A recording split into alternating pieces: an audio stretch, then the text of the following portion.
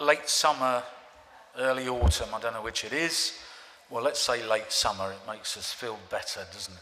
Yes, head nods around the table there. So just a formal introduction to the meeting. You're all very welcome. We're very happy to see you, that you've come out just when the weather's starting to turn. I need to let you know that as members of the public, you can choose to record or report in other ways this public meeting. If you wish to do so, then please read the Council's protocol, which can be found on the Council's website. Copies of the protocol are also available at the meeting, which is now. We also ask that you avoid recording members of the audience who are not participants at the meeting, if you so choose. The Council will seek to facilitate this. However, anyone attending a public meeting does so in the knowledge that recording may take place and that they may be part of that record. This is recorded as a meeting, I'm sure you're all aware of that, and it is transmitted later on the Council's website. Okay, so first of all, I'm going to go around the table and just ask all our lovely members and friends around the table with me tonight to introduce themselves. Thank you. Councillor Raghuvinder Sidhu from Bedfont Ward. Councillor Adesh Paramahan, Bedfont Ward. Councillor Samina Nagura from Feltham North. Good evening, everyone. Councillor Asim from Feltham West Ward. Good evening. I'm Alan Mitchell from Feltham West Ward, the chair tonight. Good evening. Councillor Hina Mir, Feltham West. Good evening, everyone. I'm Councillor Kuldeep Tag from Feltham North Ward. Good evening, everyone. Councillor Muhammad Shakil Akram from Feltham North. Okay, I'm Jyoti Patel. I'm the committee clerk noting the meeting. Thank you. Yes, I was going to give Jyoti a mention there because it wouldn't have been fair, would it? We're all sat round the table and Jyoti's keeping score. It's like a quiz, isn't it? And if we don't know who she is, well, we don't know, do we? Anyway, excellent. Great. Members, do we have any apologies for absence or declarations, please?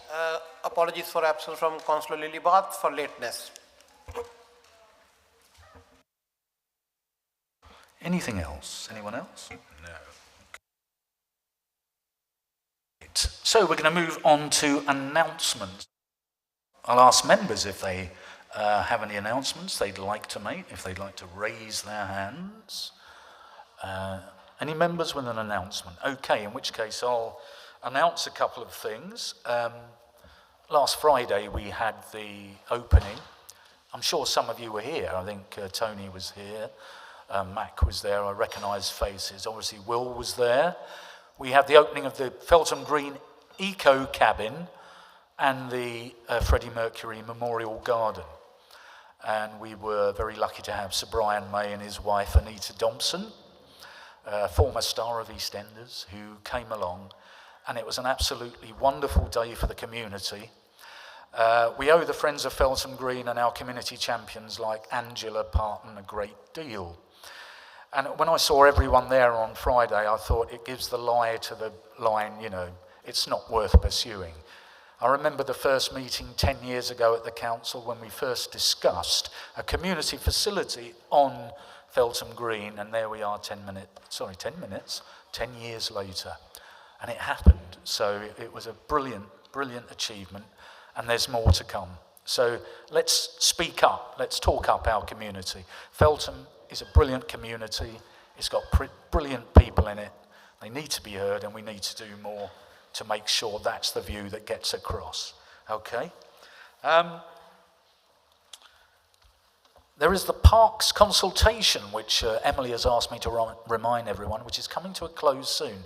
So if you want to have a say about how our parks in Feltham and in the borough more widely can be improved, get better, be used for the sort of things that young people, older people want to use. Emily's got it there now. She's waving a piece of paper behind you in a sort of haphazard fashion. There she is. Thank you, Emily. Do see her before you go. Take part in the parks consultation. We need good parks. Okay. Right. Yes, one other thing is myself, Councillor Asim, we did take part in a meeting, online meeting last Thursday to do with the issues we've been having in Feltham town centre and the High Street with our young people over the summer. We had schools there, we had the community safety team, and Councillor Asim will be updating us on that when we get to the action plan later in the meeting. But aside from that, I'm going to move on to the minutes of the last meeting. For accuracy, first of all, I'm going to turn to page 1 and page 2, if members could have a look. Page 3. That all looks good to me. Do members accept that as a true record of our meeting? Yeah? That is. Thank you very much indeed. Okay, we have a number of questions that were raised at the last forum, and this is the time when we respond to those. I'd like to ask Councillor Ragwinder Sidhu to respond. I think he's got 2 items he'd like to update us on in the perspective of the Bedfont ward. Thank you, Ragwinder.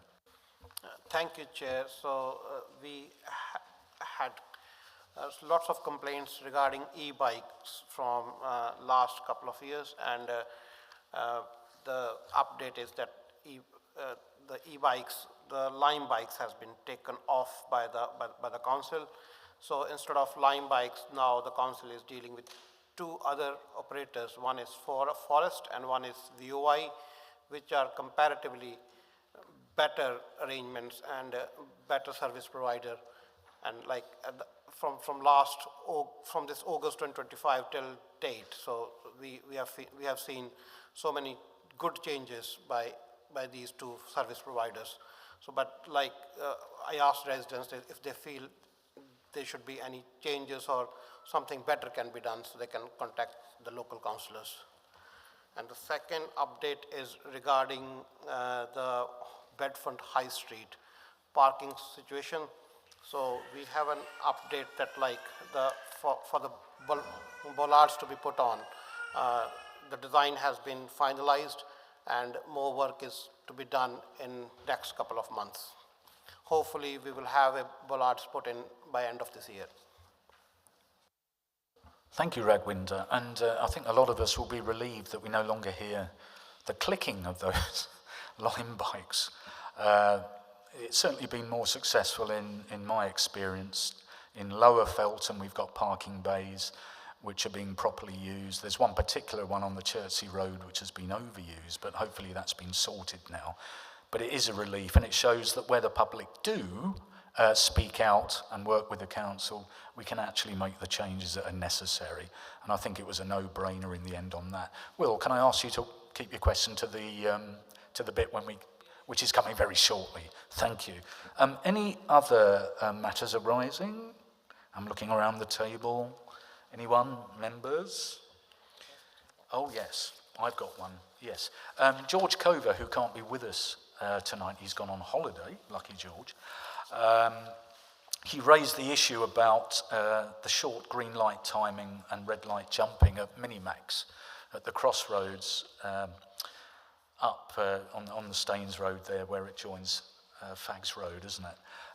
I'm pleased to say that there seems to have been an adjustment made. Our traffic team did work with TfL. This is a TfL, obviously a red route, and some adjustment to the phasing has taken place on the A315 at Minimax. So it remains to be seen whether it's the right one, but what I've heard this evening, George has contacted us, even though we can't be here, it seems to have moved in the right direction, so let's keep an eye on that. Ragwinder has updated us on the Lime bike scheme, which is excellent. So now we're going to move on to, well, it's called item 2 on the up there. I've got it as item 5. I'm a bit old-fashioned. We have our open forum where for half an hour we take questions from the audience, a bit like question time, I suppose. And we've got officers around the room. I believe we have Elliot Brooks is still in attendance from the community side, and it's great to see all of our people, people from community safety, and housing here tonight, who have always do a great job for us at Hounslow Council. So we're entering that now. We'll start the open forum. Does Emily have a microphone? Yes, she does. do, Emily, is Councillor. it working? Yes. It is working. Okay. Any questions? Who are you taking first? I will take a question from Jay, who I spoke to earlier this evening. Thank you, Jay. Chris has got your mic. Yeah, I'm taking the opportunity to ask a question to all of you, because we don't know who to speak to, really. We've got Ragwinder there helping us. We're Feltham Boxing Club. We're currently in a temporary home, and we're looking for a permanent home. Just about us, we do a lot for the community. We have loads of different classes, from disability to women's classes, senior classes, junior classes. And we do a lot for the community. We're turning kids down, and we're turning people away from our doors, which would be beneficial to the community if we can get them in our doors. So we're looking for a permanent home. So we're just here to really raise awareness of that today and try and get that on our agenda. If there's anything you guys could help or suggest, please, can we come and speak to you, basically? Yeah, our community team, there's Emily. I mean, she can funnel a lot of this through to us. But we know that groups like No Shame in Running have had great success in the past with bringing in young people who may have gone astray and have actually put them on the straight and narrow, if you like. And there is a call for this, as you say, but demand exceeds supply. So we need to try and help you find the place, the capacity for you to actually do what you need to do. I noticed that at the back, Carol's got her hand up. I'm just going to take Carol.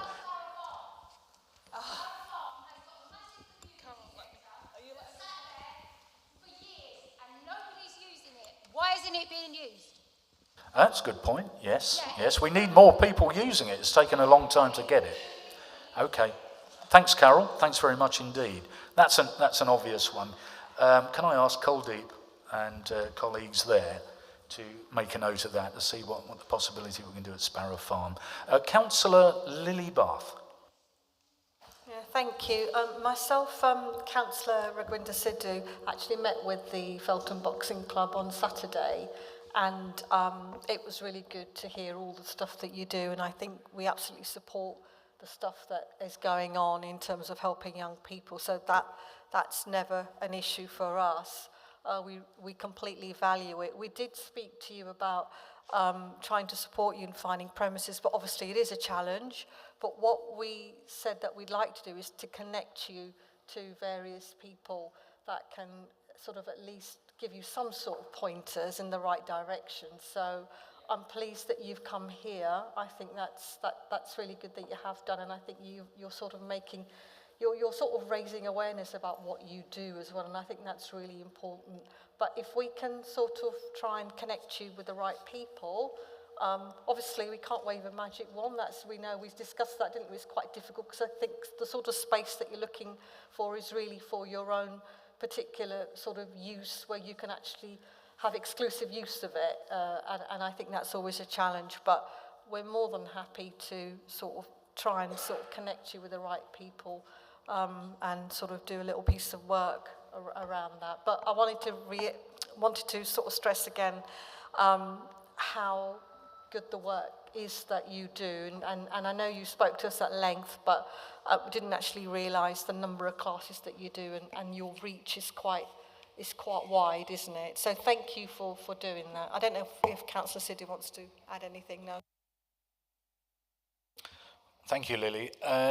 Yeah, and it's been a pleasure meeting the guys from the boxing club, meeting Aaron and meeting Valerie earlier. I'm very impressed. Second in the country, are you? Second in the country in her class. That's pretty amazing, and that's here in Feltham tonight. Thank you so much. Hi, thank you. I just want to add a few things to what Jay said. Our club exists from 2009. I don't think anyone is aware. And in the same place, in the Spring West Academy, which has been hiring a sport hall. From 2015, we actually paying for that. But before that, it was given to us. And we did expand massively. For the junior classes, we have Little Lives helping us as well.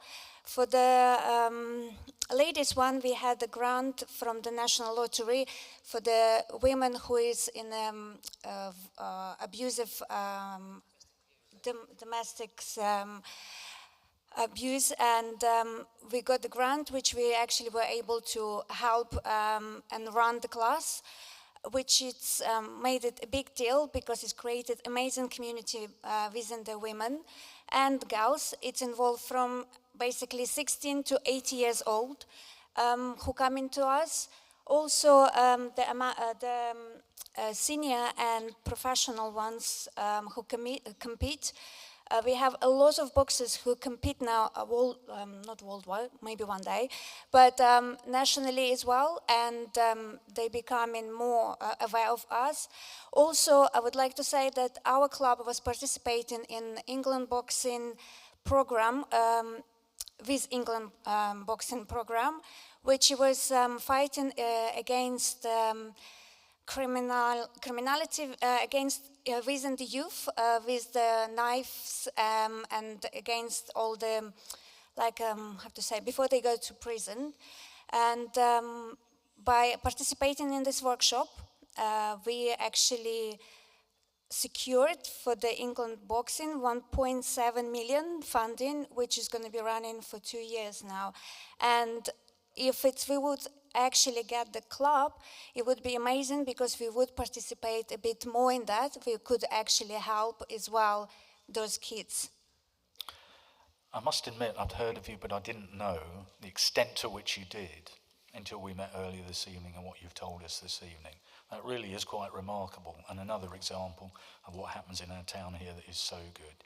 Yes, we'll do our best for you. As Lily said, we'll try and put you in with the right people, and we'll get behind you because the work you do is amazing. I think people would agree sitting around the room. So thank you very much indeed for that, Jay, and thank you, folks. Thank you. Mac had his hand up. Mac, over there, thank you. Thanks, Chair. This is regarding the last item on the last meeting's minutes for the crossroads at Minimax Corner. Apologies from me, I was due to meet with George and someone relieved me of my phone, which caused a little bit of communication difficulty, and I've not been able to meet with George. I think, as described, the problem at that crossroads is greater than pedestrians. It's a nightmare, quite frankly. I think if we could persuade TfL on the Staines Road stretch to have filter lanes there, rather than try and cram 2 cars into 1.5 spaces, it would be a much better solution, because that genuinely is a hazardous crossing for motorists, cyclists and pedestrians. I'm pleased to hear the phasing has been altered. I must be slowing down on my step, because I must admit I still have to close my eyes and dash across there daily. It's not a safe place to cross at all. So I think it is a wider issue than just the pedestrian crossing piece. So I understand the best way forward is for contact with TfL. Yes, that's correct, so Mac. Yeah. I just wanted at the meeting to say, we talk about pedestrian crossing, but it is a much bigger issue there. It's a whole safety issue, which I'm quite happy to try and meet with George. Now I've got my phone back, and basically put a representation to TfL. Thank you. Thank you, Mac. Yeah, I think most of us will have seen where cars have come a cropper trying to pass in the middle, waiting to get out to turn right. And you see the glass and the bent bits in the road, you think, oh, another one who's tried to sneak round, and you can't see if there's one there. There might be a bus coming from the airport. So, yes, it's a lot more than a pedestrian crossing. I think it's more than the phasing as well. There's something inherent about the Minimax thing that doesn't work, and I think it should be safer. So your point is well made, and we will take that up. Thank you, Mac. Will, did you raise your hand earlier? Would you like to speak now? Thank you. Thanks. Can you hear me all right now? Okay.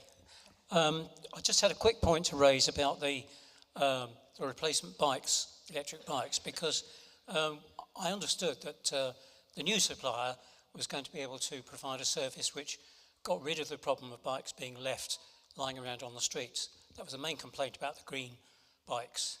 But earlier this week, one appeared outside my house. It was joined by another one the following day, and there were 2 bikes for 2 days outside my house before anyone took one. One was taken, and a couple of days later the other one disappeared.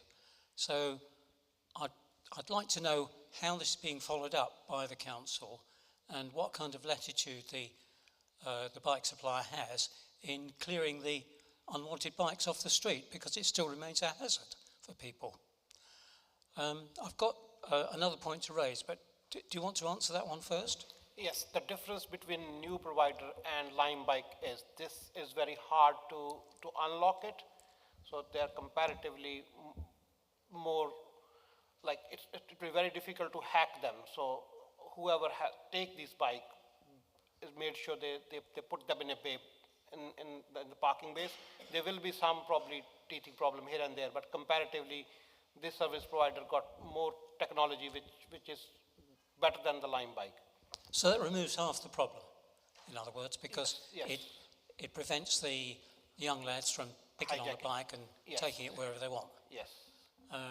So that is welcome to see that. But what about the business of clearing them up when they're just abandoned by people who've maybe legitimately used them? There are 2 emails which are available online where you can report them and it will be picked up. I can provide you with that if you need, Will. All right then, thank you.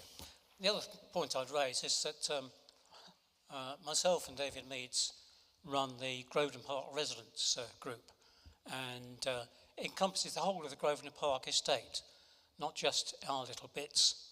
And we have a wide circle of people who are actually on the email trail, so they get to hear what we're doing and are able to come and join and help us with our projects. One of our projects at the moment involves alleyways in Granville Avenue and Craven Avenue, which are or have become partially blocked with basically fly tipping. And we had a very successful litter pick with Emily the other night, and a few volunteers came out, and we cleared quite a few bags of rubbish. But this is really the tip of the iceberg, because in one case the alleyway is littered with building waste from the previous contractors, Western Homes, who built the flats in Manor Lane. So we're asking the council to see what they can do to help us to move some of the heavier rubbish before we get back to the final icing on the cake, really, which is to rewild it and to put some new trees back in to replace the ones that were taken out, and the same with hedgerows. So that'll be the nice thing to do at the end, but we do need some help with the heavy stuff in between. This is on the action plan later, and I think that's what Councillor Mitchell's trying to tell you. Thank you very much. Yeah, thank you, Will. And I was going to say, sorry, anyone else who wants to join in the scheme, who lives in the Grosvenor Park estate, anyone who'd like to volunteer, volunteering is great. Would they please contact us or Emily? And, yes, thank you, Will. Yeah, we can't guarantee you'll get thoroughly soaked as we did the first time a couple of months ago, as you remember. I think Hina was there as well. It was absolutely teeming down with rain, but it was great fun. Yeah, this is going to come up in the action plan. Just on a point on that, I'll come to you in a second, Darren. The history of Grosvenor Park from the railway alley, which we managed to adopt from Persimmon and turn from an overgrown, abomination into something that's actually really nice. Plus, the alleyway between Raleigh Road and part of Rochester, which was adopted by residents. They cleared all of that building material. The council was the facilitator. The council was like the middleman and members. So you're absolutely right. If we can make it happen, if we can facilitate that, exactly what you're saying, it's happened before. So we have a precedent for that. So absolutely, we'll try and do that. Will. Thank you. Darren's got his hand up. We did. Yeah, it's getting tired. Good evening, everyone. Thank you. As a lot of you know, my name is Darren. Do a lot of community work within the community. I just want to bring a few things to your attention. Like, there's a growing concern with the problems on the high street where our young kids are tearing down their community. And it's like, when's enough when you've got petitions going out on Facebook, you've got people talking about criminalising our young children. And it's a big concern of mine when they're tearing down our places and clearly they don't feel like they belong. You know, they feel like they're not part of the community, but their own community within the community, if that makes sense, you know. These are amazing people. There's so much red tape and all that rubbish in the way of even us doing our job and what we're doing. Like, we're in the reality of the criminality that goes on the high street, right? I've been round to all the local businesses, right, and I spoke to each and every single shop. You know, the concerns they've got are far greater that the police can't do their job. You know, I understand the police are overstretched, and then to the reality of the problems, from little problems to big problems they got to deal with, when there's staff that don't even go to work because of the level of this antisocial behaviour. Now, there's a lot going on, and then I don't want to ramble away too much, you know, but it's like, what can we do about this petition? You know what I mean? When can we step back from criminalising the kids and look at a solution? Because it needs to be a solution, because I've heard so many times in these meetings, not just these meetings, I'm not throwing at you guys like that, this is me talking, being from the community. I hear a lot of people talk a joke of a solution on a solution on a solution, and it's a meeting on a meeting on a meeting. I've got people at the top making decisions about people at the bottom, whereas I think this should be reversed around and the decisions should be made from the bottom going upwards. Right? I was on the meeting the other day when I talk about a bare basics. What about banning face masks? I'm not talking about targeting religious people or people of faith. You know, I'm talking about young kids who learn to criminalise themselves from what they see on YouTube. Yeah, when they can hide their face, they learn this from YouTube, and they can hide their face within the community. Years ago when I come out of prison, right, I didn't know they had a ban on hoodies. That sounded insane to me, but I get the concept today, you know what I mean? And the answer was, when someone at the top says, no, I don't want it, that's a bad idea, who's one at the top to make that decision on behalf of everyone else without maybe a voting system, a survey, where a real genuine survey goes out within the community and people are asked and people are fully aware that there's a survey going on. You know, it's nice to let's throw this around as people at the top stop making decisions. And what I'm told is this is a long process. I've been doing this community work for 4 years now, right? And how everything's escalating, like, you know, there's drug dealers, gangs that operate in the high street that are coming across boroughs from central London, from Surrey and all sorts of areas, you know what I mean? All different walks of life operating during school time. Darren, can you, is there a specific question? Right, Because it's we about, can respond. all right, let's get specific about it. It's about these young children. When are we going to stop criminalising, and when can we make some right decisions and start living in a solution, not talking about a solution, and let's start putting some action into a solution. That's straightforward, if you want to sum it up. But there was my point of raising concerns, just for everybody to be aware. I hear young mate over there, you're talking about volunteers. I love that. We need people to volunteer and jump on board and just not leave it to a select few. You know, I'm only putting a message out there, you know, so it's just about these young children. How are we going to turn this around now to get the community to change their face on them? Yeah? Okay, thanks, Darren. Yeah, respond on that. Maddie's going to update us in the action plan. We had a meeting last week with the school Safer Community, probably the biggest meeting we had online on Thursday morning. Siobhan was there, your colleague. It was very, very positive being with the schools. One of the points that came out was, whatever people think about the behaviour of the young people, if you put them in the criminal justice system, then you're going to lose them and it's not going to deal with the issue. It's actually going to make it worse. The face mask thing, I think part of the problem there is, have they banned that in Feltham? I think it doesn't. To be honest with you, it doesn't really matter where they've banned it. It's what's important is our community and what's right in front of us. You know. Yeah, absolutely. Yeah, and you're right. What you say about if people are sharing stuff online, like videos, and I've seen it on Feltham Community, and petitions asking for action, it doesn't actually help us do the work that needs to be done. Now, Maddie's going to update us in a bit on the action plan, and I'd like to talk to you at the end, if that's all right, Darren, yeah, to get this on the side, because there's a hell of a lot happening. We're meeting the leader of the council this time next week to talk about our report, Feltham report into young people and the needs of youth in Feltham. Now that is dealing with all of this. This is going right to the top and saying, as you said, you know, we've had a lot of talk, now we need some walk. Yeah, and remember that the most important thing is the welfare of those young people, whatever they're up to, so we can bring them back, yeah, and make our community better for everyone. That's my pledge.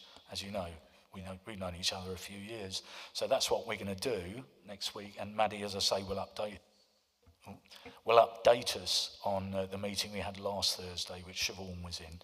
But you make the point really well, Darren. More than most, you've done so much for these young people. And because I work in education, I've met one or two of them that have come through what you and Siobhan do, and they're back in the system and they work bloody well at school.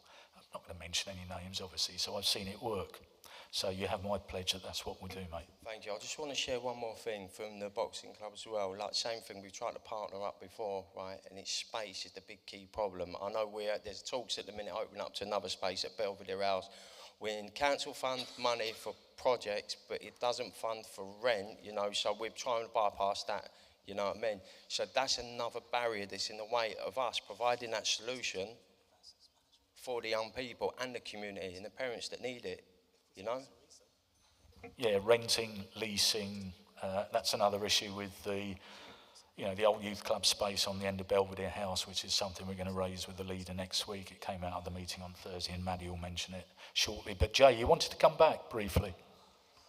Can you take the mic?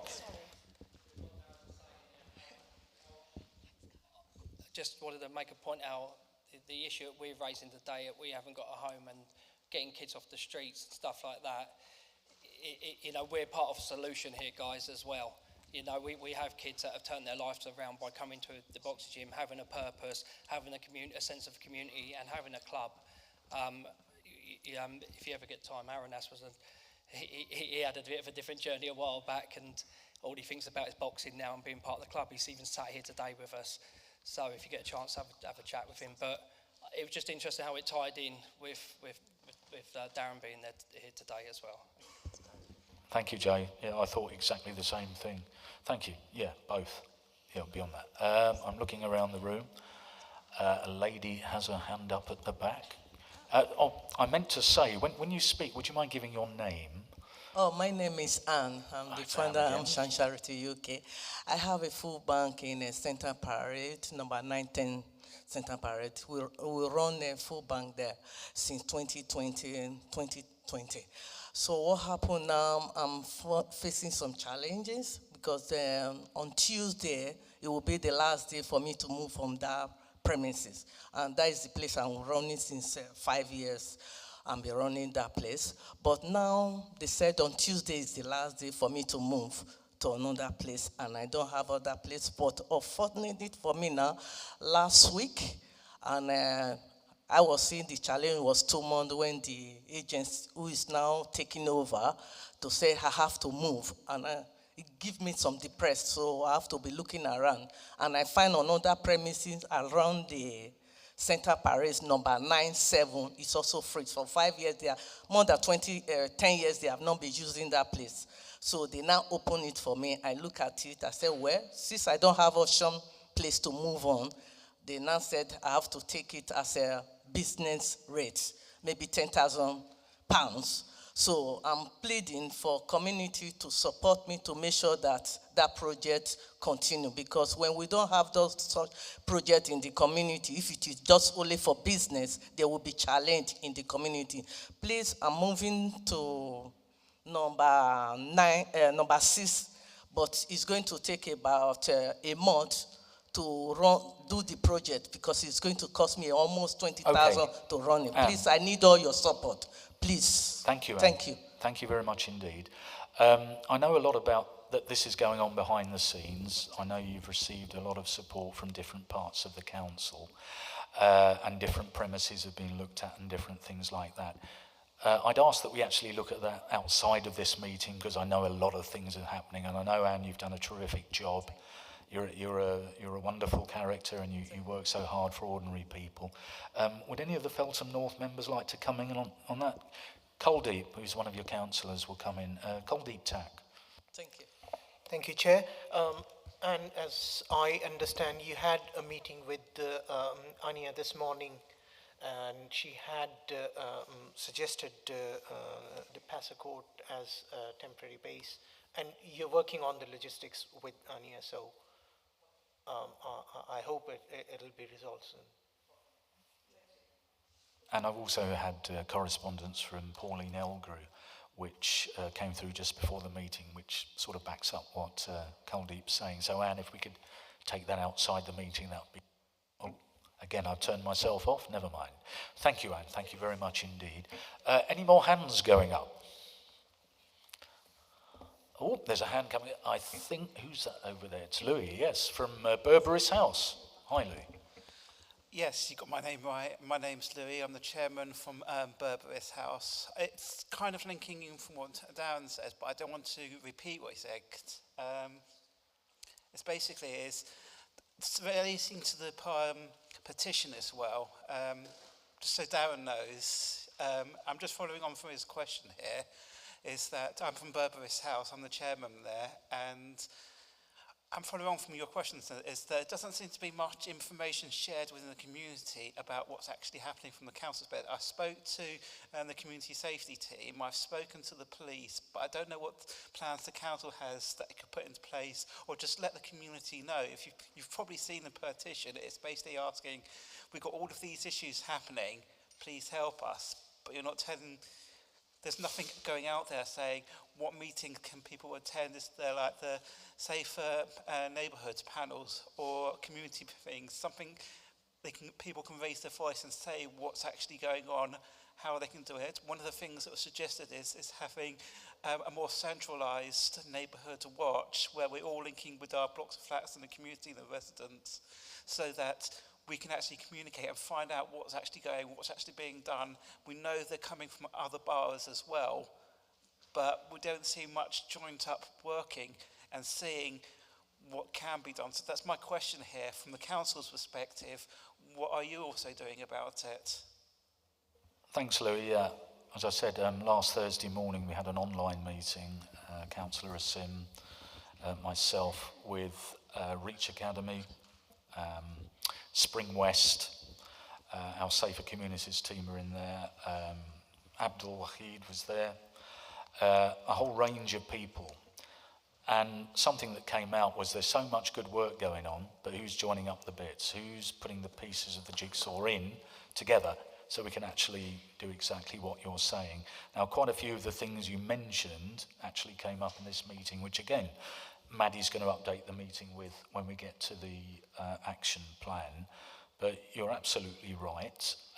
One of those things I know is cross-borough policing, cross-borough information sharing, so we can actually try and drill down where these problems are, so we can actually help those individuals that are involved where they're coming from.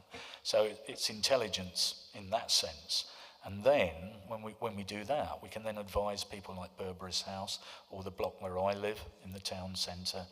We work together and we can make the thing better. You know, the problem moves around, doesn't it? But as Darren said earlier, it's about a lot of these young people, they do feel like they're a community within a community. You know, we've got one community here and it's a good one, but this is the part of it that we need to help the most, you know, because it has to be done after what's happened in the last, well, especially this summer, you know, for everyone concerned. That's why I asked for this meeting last week when I found that Spring West were having it and got as many people involved as possible. We're seeing the leader next week. We've got a number of asks of him. And the joined up thinking is one of those. Is Abdul here? Or I know Elliot's still here as the director. Oh, Abdul is here. Is there anything you'd like to say at this point, Abdul, on the points that Louis has raised in particular? Abdul's right at the back, but he was hit because he was sort of so low down. I did Thanks, speak Abdul. to Louis yesterday briefly, highlighting a few of the issues, but I can't speak to him afterwards in detail. Yeah? Okay, that's fine. Yeah, so Louis, Abdul's there. He'll speak at the end. Okay, thank you very much indeed for that question. Any other questions from the floor? It looks like we may have reached a natural impasse. Tony's got a lovely pink sweater on tonight, so I think he's got the sweater of the night on this evening. And I think Will's voted in favour of that. Oh, another question. Will. Thank you. The thing which distresses myself and my wife a lot, walking about Feltham, is seeing the number of people who are begging or sleeping rough or both. And I've been told by the police that they are part and parcel of the litter problem as well. Now, we are told by the government that people who are sleeping rough needn't be doing that because there are things in place which can help them, and they don't need to sleep rough. They can go to a hostel, they can be given help, they can be given work even. So how is it, what is the main problem in the eyes of the council here?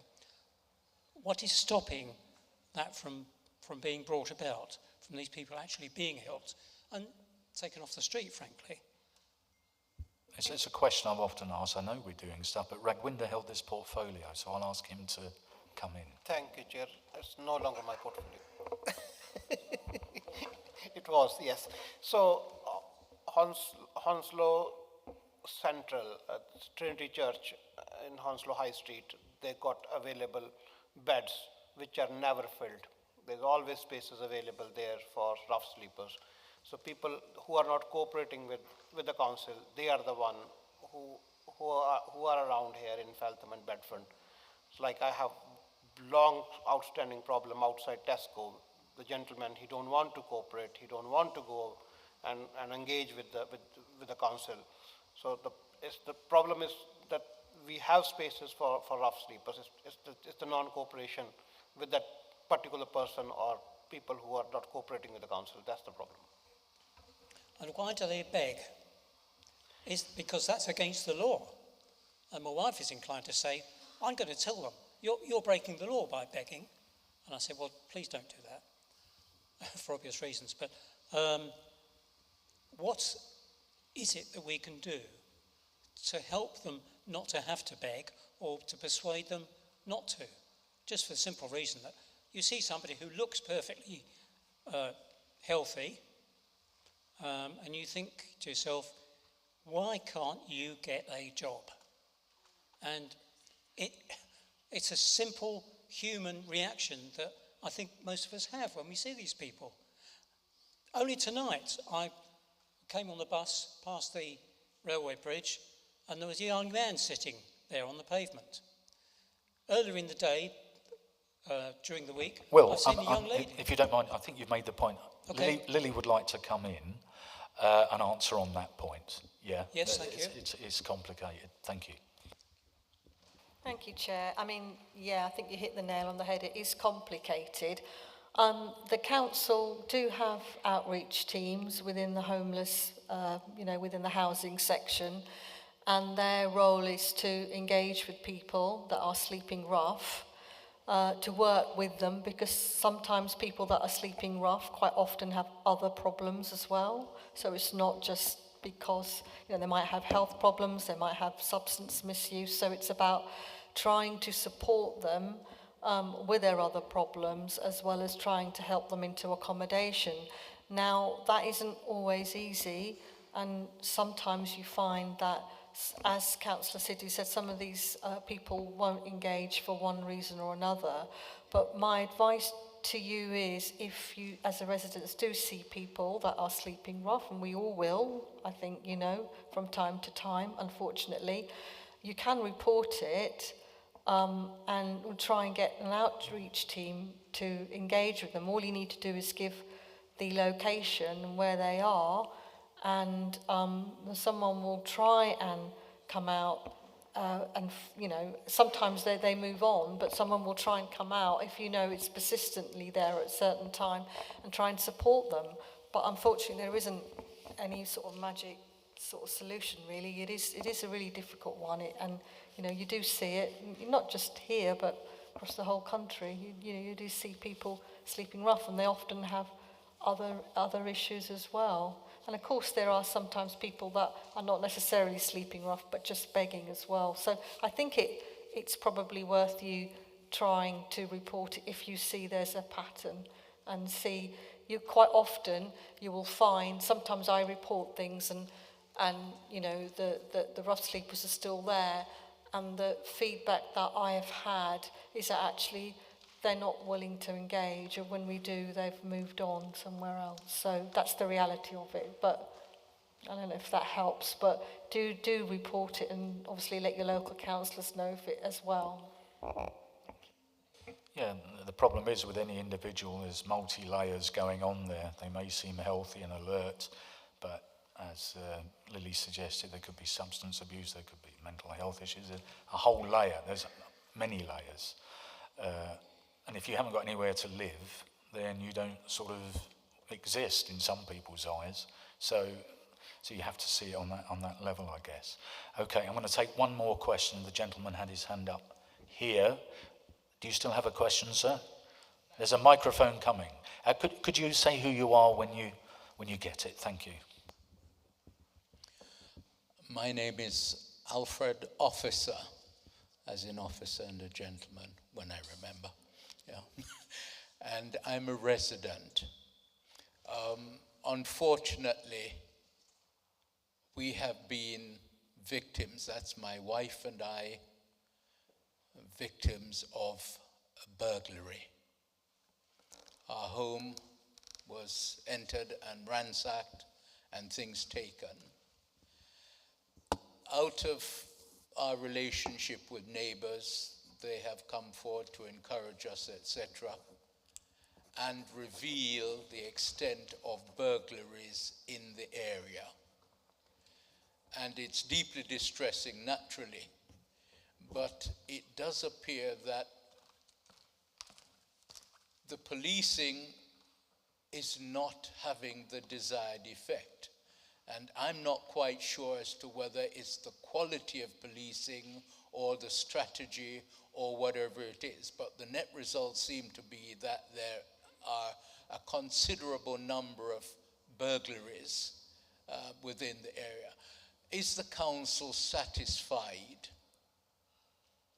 with that level of criminality, bearing in mind the awful effect that it has on people's life? My wife is now fearful, and I feel somewhat helpless. Can you reassure us or let us have a clearer understanding of what is being done to reduce that? Thank you, Chair. Alfred, can I just ask, what part of town do you live in? I live on the Uxbridge Road at the junction with the Hounslow Road. Hanworth Park Ward, yeah, thank you. I'm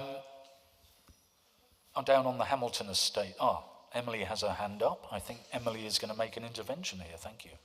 Not quite an intervention, Councillor, just to say, I'm a communities officer, I'm not a safety officer, but we work very closely with the safety team, and one of the things that we like to advertise at forums is because this is a space for lots of different issues, but there is a space particularly for safety, and that's your ward panel, and the ward panel takes place at Bedfont Lane Community Centre. Carol, can you remind me when the next date is? Next Thursday. Next Thursday. Can anyone tell me what date next Thursday is? So it's next Thursday. We'll give you the date before you leave. Oh, please accept my apology. Different ward. Yes, it's Hanworth. We need that one. Hanworth. We do have the details for Hanworth ward panel, and we can give you those before you leave. So you'll have specific police officers that attend there. You'll have communities officers. Is this Hanworth? Perfect. So we have the date and time here. So Hanworth is 14th of November, 6 till 7:30 at Beit al-Wahid Mosque and Rally Way. I can give you this information if you didn't quite get that, don't worry. But we have ward panels for nearly all of our wards. We haven't quite got them for all of the wards yet, but we're working on it, and we'd love you to work with us and with the safety team if you would like a police ward panel in your area. And that is the space to have the direct conversations, raise those key issues. They have, agenda items specific to your ward area. And it gives you that little bit of reassurance that something is happening because you can speak directly to your police officers. Obviously, our councillors work really closely with them. I think I've said enough. Thank you, Councillor Mitchell. Thank you, Emily. That's really useful. Yeah, we had a spate of robberies down on the Hamilton estate in Lower Feltham. 6-9 months ago, the Safer Neighbourhoods team were involved. They're involved again because a number of residents raised it with us in terms of what's being done in the future. When we entered it as casework, they work very closely with the Safer Neighbourhoods team, our Safer Communities. So yes, you'll find that really valuable if you go along to that meeting, because you'll get some really specific stuff, you know, your road, in your area, what's happening, what's the overview, and then you work with everyone else, and we can try and design it out, as you said. Thank you very much indeed. You are indeed an officer and a gentleman, sir.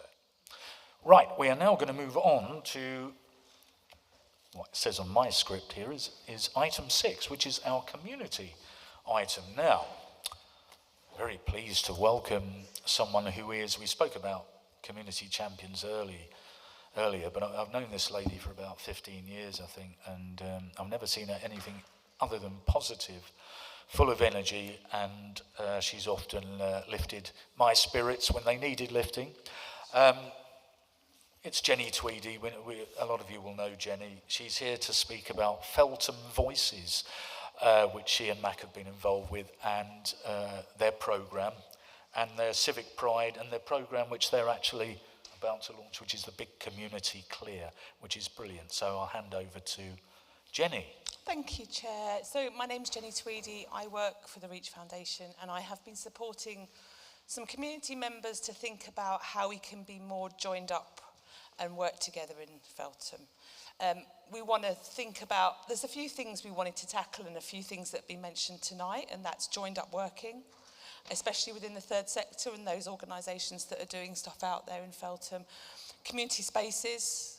I live on Sparrow Farm. Passer Court hasn't been open since, I mean, we won't even go into Passer Court, but community spaces is something Feltham Voices really want to think about, because there is a need for community spaces, cheap, affordable, or potentially free. But the one thing that we're going to do, and we're going to launch Feltham Voices with, is a big community clear up weekend. We're working with Lager Can, who are an organisation that are working in Ealing, collecting rubbish. We're working with a wonderful chap in Twickenham who's getting into the river and dragging stuff out of the river. We're working with the Mayor, Councillor Mitchell, and lots of other people. So I suppose my invite to anyone here is get involved. You will see all about it. It will be shared on social media. But if you want to be more involved in the planning, bringing groups along, then just come and find me or Mac afterwards. The weekend's going to be the 7th, 8th, 9th of November. And we're going to try and hit as much of Feltham, Bedfont, Hanworth as we can possibly do, using scouts, schools, groups, individuals. But yeah, if you want to be more involved, I'll be around afterwards. Please come and find me or Mac. Yeah, unless anyone has any questions. Can I ask members, any questions for Jenny on her latest proposal? It's good. No, just a comment to say, yeah, no, well done. Really good. Thank you. You've got our support, Jenny, you know that, don't you? I hope you'll all... I sounded like Donald Trump when I said that. I hope you'll all put it in your diaries. I'll let you all know. It is. It's already in my diary, and I look forward to it. It's great community spirit, civic pride. And it will hopefully tackle the issue of safety, because one thing that makes people feel unsafe is dirty streets. So if we can clear up, tackle some fly tipping hotspots. I know the pits, me and Alan have worked over on the pits a lot in the past, but if you can identify areas as well, we're looking for where are those areas, where really needs a good team of people to go and clear it up. So do reach out to me. And via Emily, Alan, Mac, Farzana, everyone knows me. Thanks, Jenny. Before you go, Jenny, does anyone in the audience have a question for Jenny? Anything I'd like to ask Jenny? Emily's got her hand up.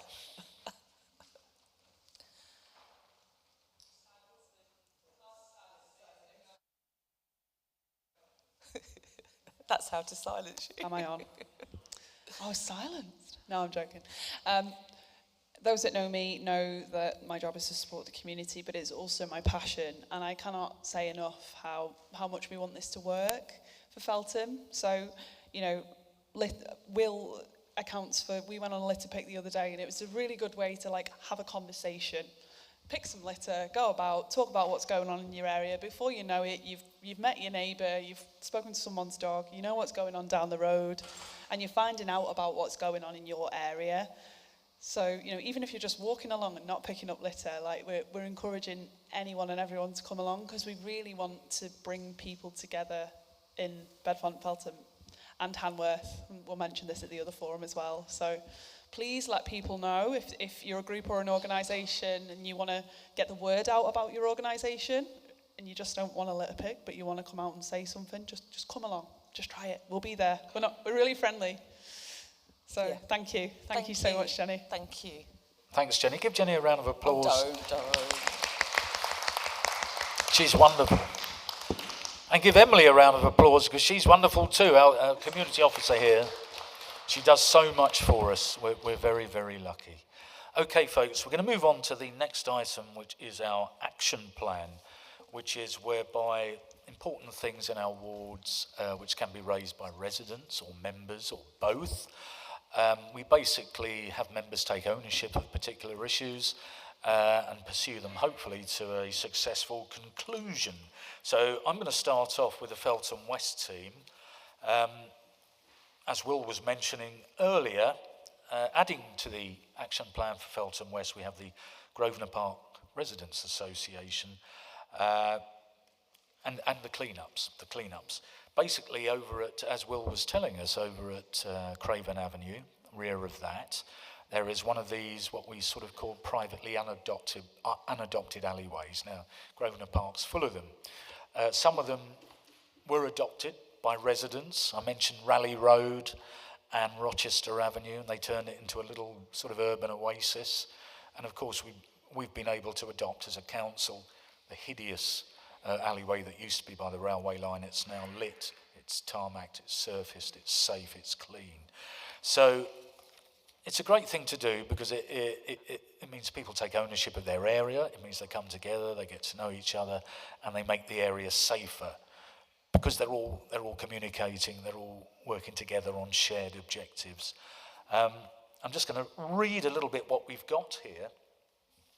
The overall objective is to create a group that work together to take action in their local community through litter picks and more. We need to maintain safe access for residents, clear and report fly tip rubbish and undergrowth, and to improve the pathways and alleyways with greening and regular community activity, increasing cohesion and community impact in the area, which is a lot better way of what I just said about 30 seconds ago. Thank you very much for that, Emily.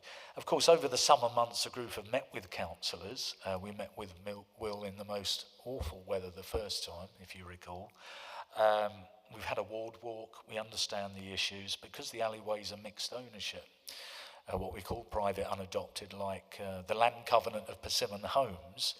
But we've got experience of dealing with this and getting results. So that's why I think what Will's launching in and around the Grosvenor Park estate is not only great, but it's likely to be successful, because we've got previous history here and we're all behind it and we're all going to get stuck in.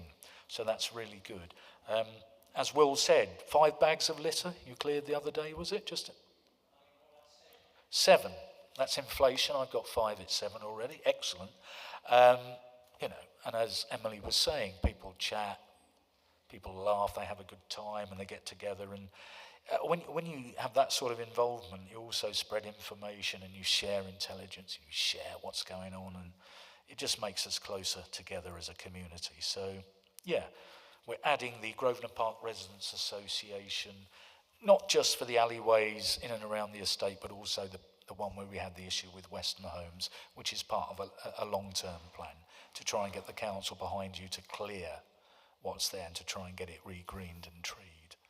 I guess that's the bigger picture. But no, so welcome, Will. You're on the programme. It's there. Peace in our time. There it is.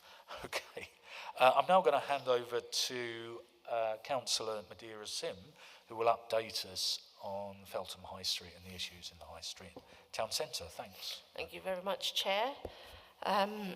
We know how strongly residents and businesses feel about the ongoing issues on Feltham High Street, and we'd like to reassure you that your safety and well-being remain our top priority.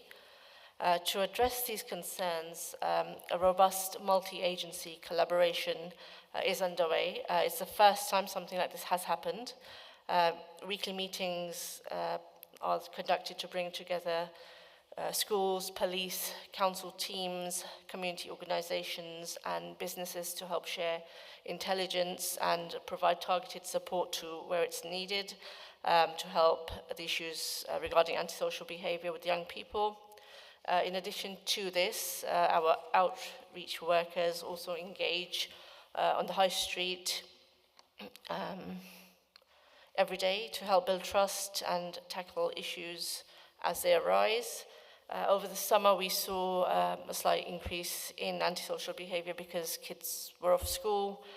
To help counter that, we initiated additional activities to give young people constructive alternatives to try and keep them away from antisocial behaviour.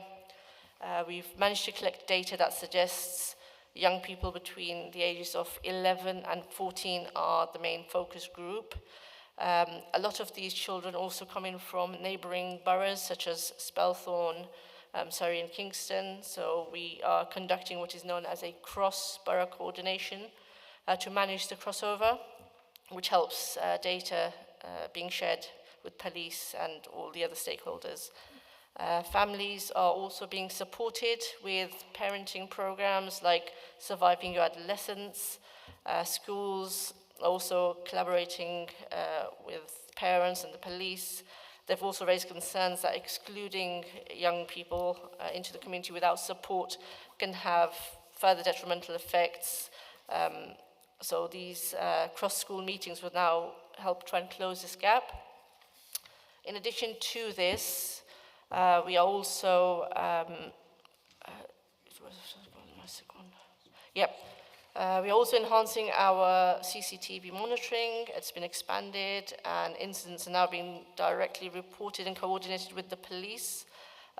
Shops selling vapes, alcohol, weapons illegally are being targeted, and antisocial behaviour warnings as well as community behaviour orders are also being issued where the evidence allows. In addition to this, businesses are further being supported by a walk and talk by our community safety team, and Abdul Wajid is leading on that.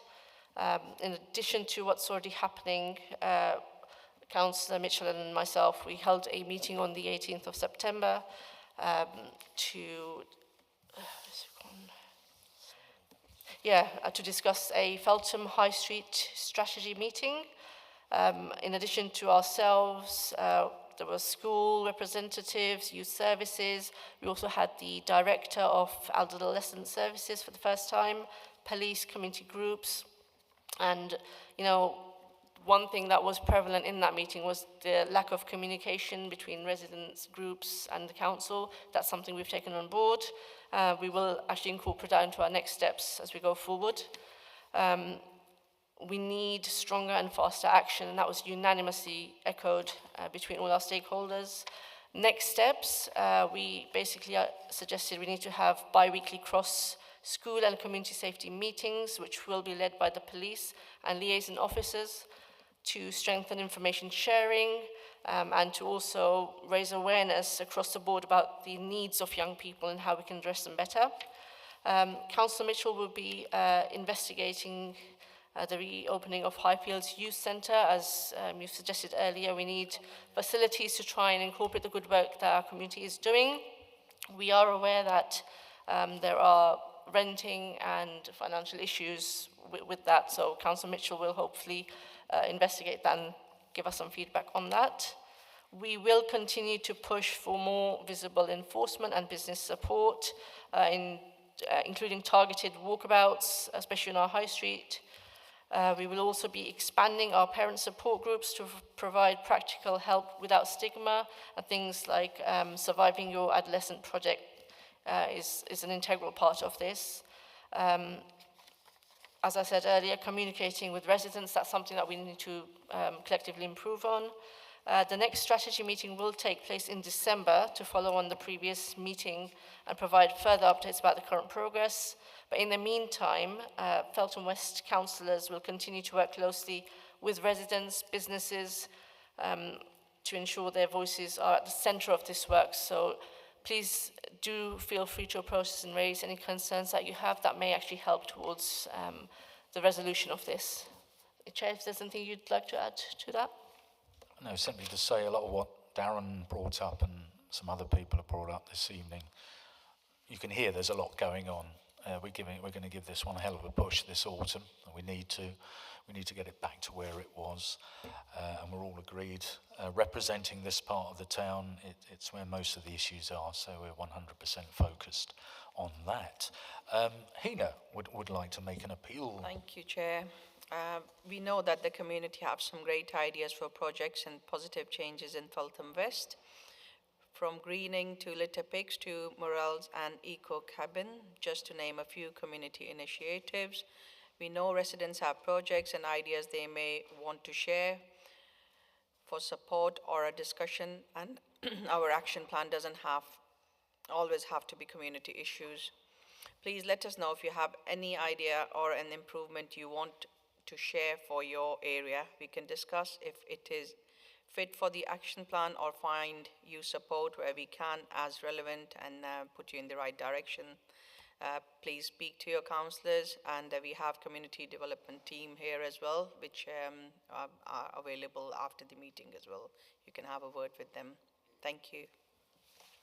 Thank you, Hina. Yes, please do. Yeah, get in touch with the community team or actually contact individual councillors if there's something you'd like, you think might benefit the community by putting it onto the action plan. Going to move to Feltham North. Kuldeep, you're looking at the Sparrow Farm resurfacing and the derelict cash machine, is that right? Update us, thank you. Thank you, Chair. I will first provide the update on the Hounslow Road one. There are two issues. One is the derelict cash machine, and the other one is signage. I don't have any further update on the cash machine than what we previously had, but I do have an update about the signage, which we didn't have last time. So following our discussions with the planning team, we understand that these advertising boards has been in place for a significant amount of time. Although it is not technically redundant under planning legislations, planning powers cannot be used to enforce its removal.